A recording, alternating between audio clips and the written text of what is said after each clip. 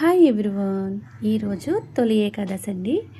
తొలి ఏకాదశి స్పెషల్ పేలాల పిండి కాబట్టి నేను పేలాల పిండి ప్రిపేర్ చేస్తున్నాను. జొన్నలు తీసుకున్నాను, ఒక కప్పు వరకు జొన్నల్ని శుభ్రంగా కడిగేసి పక్కన పెట్టేసుకుని స్టవ్ మీద ఒక గిన్నెతో వాటర్ పెట్టుకుని ఆ వాటర్ బాయిల్ అయిన తర్వాత మనం కడిగి పెట్టుకున్న జొన్నల్ని వేసేసుకోవాలి. దీన్ని ఉడికించుకుంటే సరిపోతుంది. ఒక 5 మినిట్స్ ఉడికించుకుంటే ఇలా బాయిల్ అయితే సరిపోతుంది అనమాట.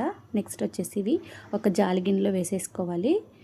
ఇవి మొత్తం వాటర్ కిందకి దిగిపోయిన తర్వాత నెక్స్ట్ ఒక పొడి క్లాత్ తీసుకుని ఫ్యాన్ గాలికి ఆరబెట్టుకుంటే సరిపోతుందండి. ఒక 10 మినిట్స్ జొన్నల్లో ఉన్న తేమ మొత్తం పోయేదాకా సరిపోతుంది. నెక్స్ట్ స్టవ్ వెలిగించుకుని ఒక కడాయి పెట్టుకుని మందపాటిది ఆయిల్ అనేది ఏమీ వేయకుండా మనం ఈ జొన్నల్ని కొద్ది కొద్దిగా వేసుకుంటే సరిపోతుందండి. ఇట్లా మనకి పేలాలు అనేవి రెడీ అయిపోతాయి అన్నమాట.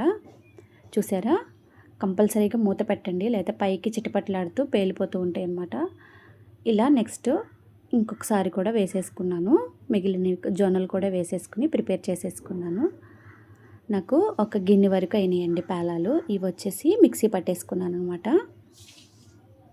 మొత్తం మిక్సీ పట్టేసుకుని బెల్లము ఒక అరకప్పు వరకు బెల్లం వేసుకున్నానండి.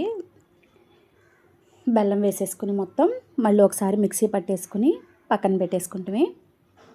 నెక్స్ట్ స్వామివారికి పిండి దీపాలు ప్రిపేర్ చేస్తున్నాను అనమాట. చలిమిడి దీపాలు.